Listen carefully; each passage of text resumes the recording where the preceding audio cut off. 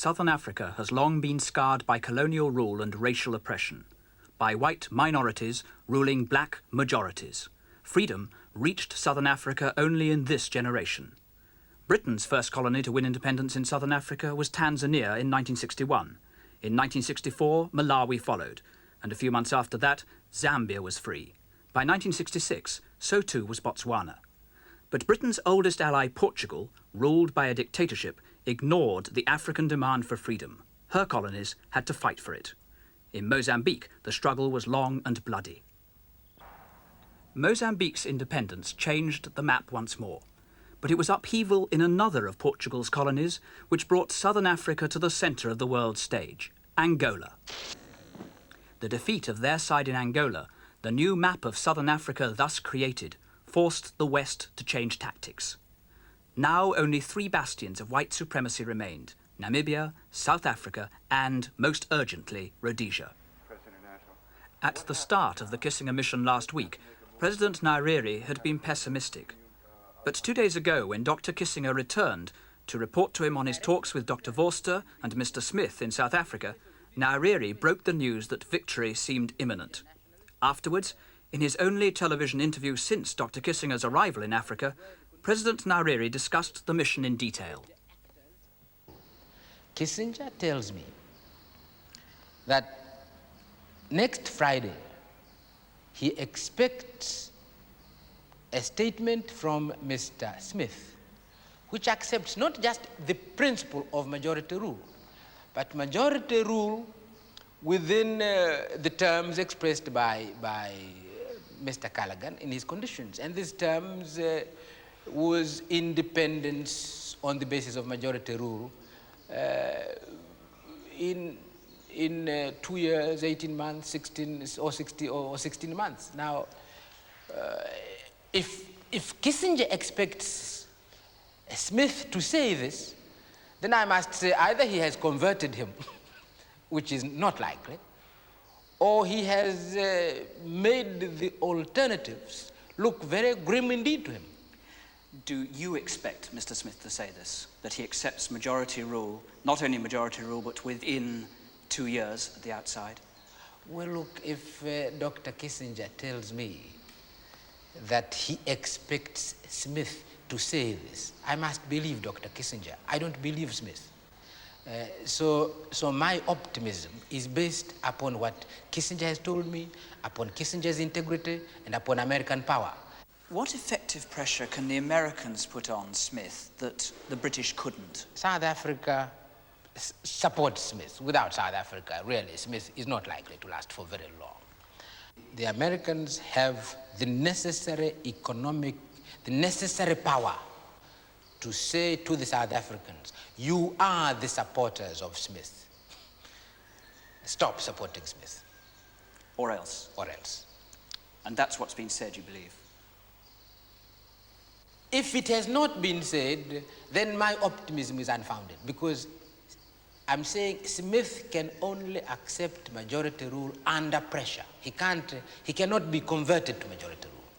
If Smith on Friday does say, I accept majority rule, how long before a majority government will be in power, transitionally perhaps, in Rhodesia, which will then become Zimbabwe? This depends upon the length of the constitutional talks. And if I understand it, one of the conditions Mr. Callaghan laid down was that once a constitutional conference has been called, he expects that it's going to reach its decisions quickly. One is not going to have a protracted, long constitutional conference. One of the things that the constitutional conference must agree are the terms for the establishment of a provisional government. It will be established immediately. You expect that this government will be established immediately after the talks. So we're talking about a matter of weeks, in your view? I should think so. If this is my understanding, you say you accept majority rule, the British call a constitutional conference. A constitutional conference worked out the program, and the program includes this formation of a provisional government. I should expect, unless one wants the war to go on for another year or so, The provisional government would have to be an African majority government for it to be acceptable to you? It has to be. It has to be. It's not the independence government, but it is an African government. It has a majority of Africans. It's led by Africans, and it has a majority. How long does the guerrilla war in Rhodesia now go on for? Until you have formed that provisional government. That's why I repeat, it is important to bring the talks to an end as soon as possible, because it is that government which calls off the war. Nobody else can call off that war. Mr. President, do you have anything to say to the white minority in Rhodesia? I don't know what I can say. It's very difficult what to say.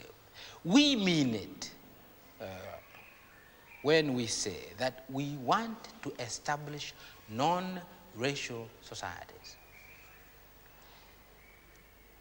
The whites in Southern Africa have laid down the conditions under which they will live in Africa. And their condition is that they must dominate. And I'm saying on that condition, really, they have no future in Africa. This is a condition which inevitably puts them in confrontation with the majority of the people of Africa. But if they accept to live in Africa on the basis of equality, they ask for nothing that a human being anywhere does not ask, then there is no reason why they shouldn't live in Africa just like anybody else. Why was it then that you proposed the fund of money to go to white settlers who wanted to leave after independence? Because I'm being completely realistic, that these people don't accept majority rule. A large number of them, a majority of that minority does not accept majority rule. And if we agree that majority rule is coming in any case, these people will leave in any case, and therefore better that they leave now than that they fight and fight and fight and leave at the end of a long and terrible war. A minority will stay, and usually when this minority which stays does not ask for special guarantees, they stay as ordinary human beings.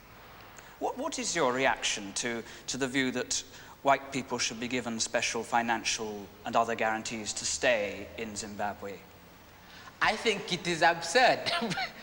I think it's absurd. That's why I'm saying really one should do on a larger scale in Zimbabwe what one did on a smaller scale in Kenya.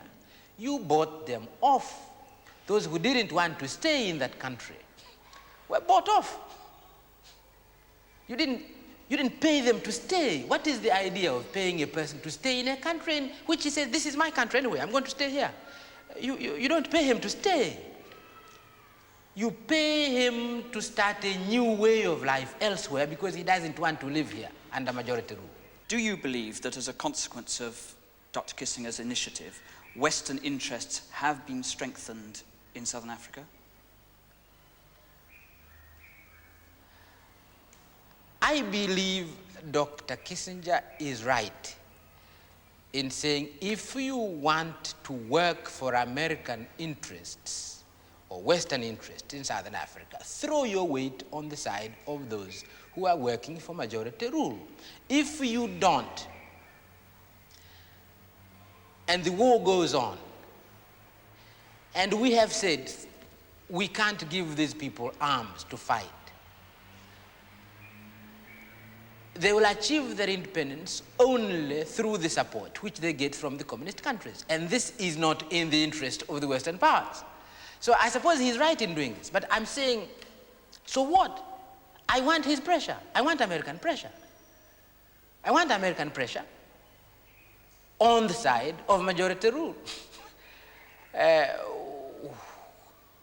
I have no intention of quarreling with Americans. What I'm interested in is majority rule in Southern Africa.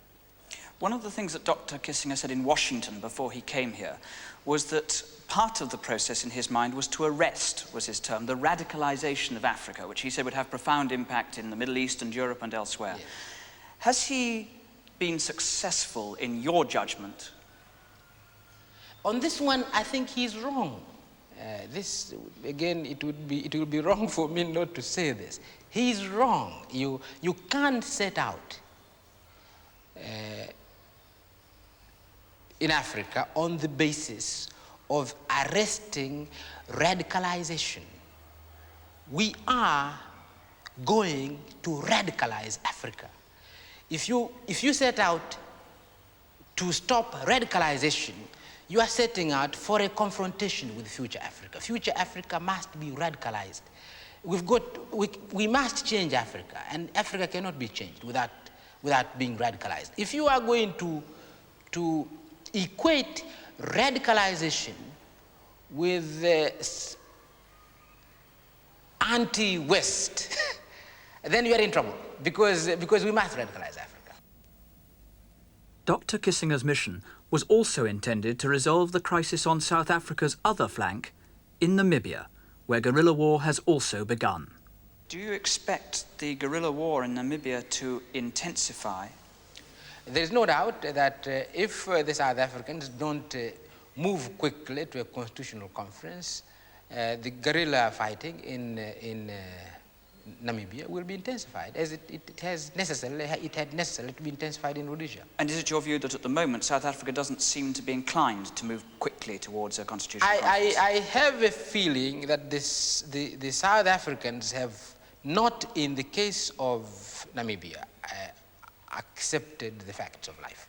Just before Dr. Kissinger went to see Mr. Vorster, your government expressed anxiety, saying that for Dr. Kissinger to meet a man whom you describe as a butcher would give Vorster respectability in the eyes of the world. Are you, though, now glad that Dr. Kissinger met Mr. Vorster? It doesn't stop him from being a butcher. He's a butcher.